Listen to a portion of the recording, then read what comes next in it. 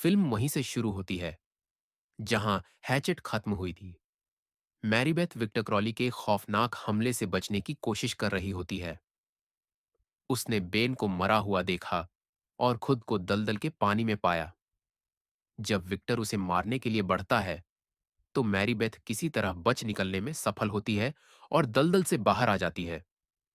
मैरीबेथ भागते भागते एक मछुआरे जैक क्रावली से मिलती है, जो उसे एक झोपड़ी में ले जाता है। वहां वह अपने पिता और भाई की मौत का बदला लेने के लिए मदद मांगने का फैसला करती है। वह न्यू ऑरलियंस वापस जाकर एक रहस्यमयी व्यक्ति रेवन जोम्बी से मिलती है, जो दलदल और विक्टर क्रॉली के बारे में जानकारियों का खजाना है। शुरुआत में रेवन जोम्बी उसकी मदद करने से इनकार करता है, लेकिन जब मैरीबेथ उसे अपने परिवार की सच्चाई बताती है तो वह उसके साथ वापस दलदल जाने के लिए तैयार हो जाता है। रेवंड जॉम्बी विक्टर क्रॉली के अतीत के बारे में और गहराई से जानकारी देता है। वह बताता है कि क्रॉली का पिता थॉमस क्रॉली 3 महिलाओं से जुड़ा था। उसकी पहली पत्नी शेन्ना एक संतान चाहती थी, लेकिन वह गर्भधारण नहीं कर पा रही थी। थॉमस ने अपनी नौकरानी लीना के साथ संबंध बनाए, जिससे विक्टर पैदा हुआ। शेन्ना को जब यह पता चला तो उसने लीना पर श्राप दे दिया, जिससे विक्टर एक भयानक विकृति के साथ जन्मा। थॉमस ने विक्टर को एक झोपड़ी में छिपा कर रखा, लेकिन गांव वाले उससे नफरत करते थे। एक दिन कुछ लड़कों ने विक्टर के घर में आग लगा दी, जिससे वह अंदर फंस गया। जब उसके पिता ने दरवाजा तोड़ने की कोशिश की तो गलती से कुल्हाड़ी से विक्टर को मार दिया।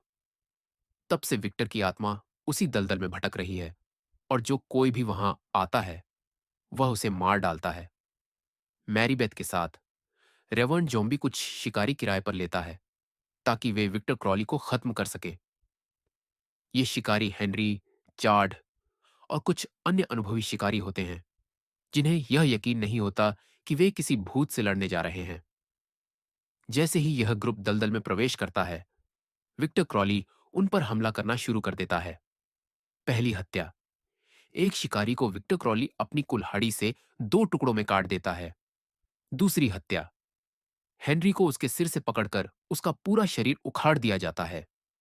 तीसरी हत्या, एक शिकारी को विक्टर इतनी जोर से दीवार पर पटकता है कि उसका शरीर चकनाचूर हो जाता है। चौथी हत्या, एक अन्य शिकारी को विक्टर जिंदा आग में झोंक देता है। यह सब देखकर बाकी लोग डर के मारे भागने लगते हैं, लेकिन विक्टर क्रॉली का आतंक जारी रहता है।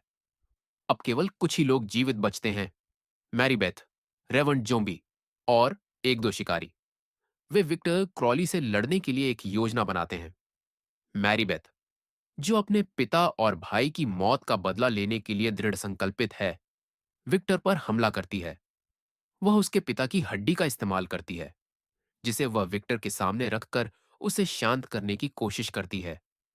लेकिन विक्टर को इससे कोई फर्क नहीं पड़ता और वह रेवर्न जोम्बी को बेरहमी से मार डालता है।